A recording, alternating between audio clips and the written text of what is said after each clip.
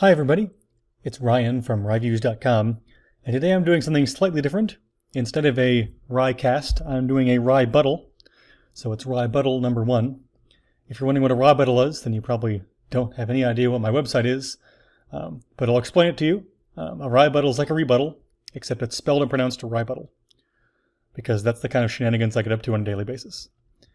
And also it's a rebuttal of an article, or fact or something, I don't know, but in this case it's an article where I'm going to respond and do kind of a counterpoint to something. And in this case, it's about a Kotaku article I found this morning that I'm having a link to here. Click on it somewhere on the screen, and in the description of this video there'll be a link to it.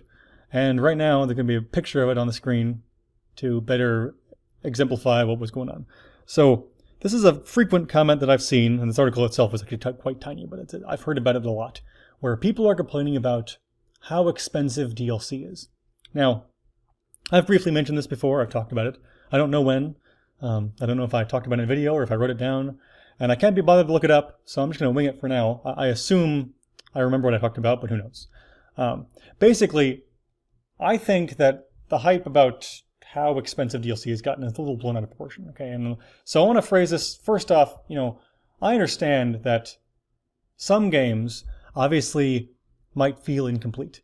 A good example I can think of is the Lego Hobbit game, which I have not played, partially because of this, came out based on just the first 2 Hobbit movies, with the 3rd movie as DLC, if I'm not mistaken.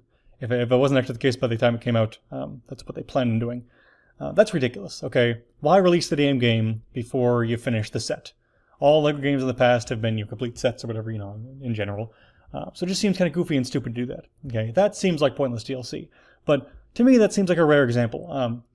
Frequently, people complain about Day 1 DLC, and they complain that the game is not as complete as it could be. That they could sell the game for $60 on launch day without delaying it and still have that DLC added. And what I submit to you is that lots of games nowadays are much more complex and much longer than they used to be.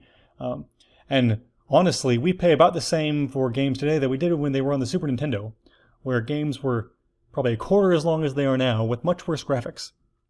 Now, of course, graphics kind of scale with time, and they're cheaper to do now, so they should look better. But you have to look at the whole value proposition here. I mean, if you're spending $50 or $60 on a game, and in some cases you could buy a game now for it's used or old for 40, 30, 20, and still get a really fantastic game that's probably 40 plus hours of gameplay. And there are some games without including DLC. Let's say there's no DLC for this game. There could be a game that you pay $60 for that is 20 hours, and there could be a game you pay $60 for that's 80 hours or 100 hours, especially if it has good multiplayer. So you have to understand, games are not equal anyway. So it's hard to really say that the DLC should be in the game because not all games are a specific amount of time or content or whatever. And the other thing is that DLC is frequently meant to be extra. I understand that sometimes it feels like it should be included in the game, but the point is that the developer intended for it to be extra. They're not intended for that to be part of the main content. Now, that might not always be true. I understand that. But at the same time, you really have to understand that this is not just a sliding scale of everything now is suddenly pay for this small increment, like this Kotaku article implied. It's moving into a system where rather than a game staying buggy or staying shitty or ending unsatisfactorily, if that's a word, now they can patch things, they can release DLC, give you extra content, they can change the ending, which lots of games have done.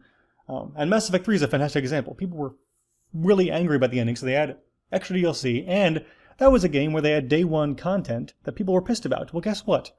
I've played the game without the content, and it is a fantastic game regardless. You could ignore all the DLC, and it's still a really long, engrossing game with some awesome multiplayer. So don't tell me you have to have the DLC to enjoy the game. That makes no sense. And that's, to me, one of the best examples, because that was one Day 1 DLC. It is extra. It felt extra. It did not need to be there. So that's what I think about it. I'd love to hear what you think, so if anyone's watching this video and got to this point where I ask you to tell me what you think, please do. Otherwise, thanks for listening, everybody. Visit www.ryviews.com for more content, and don't forget to subscribe, and feel free to tell me how fast I was talking or how stupid this argument is, too. Whatever, any comment or criticism is appreciated, especially about how I pronounce my words. and or mispronounce my words, apparently. Thanks, everybody. Bye-bye.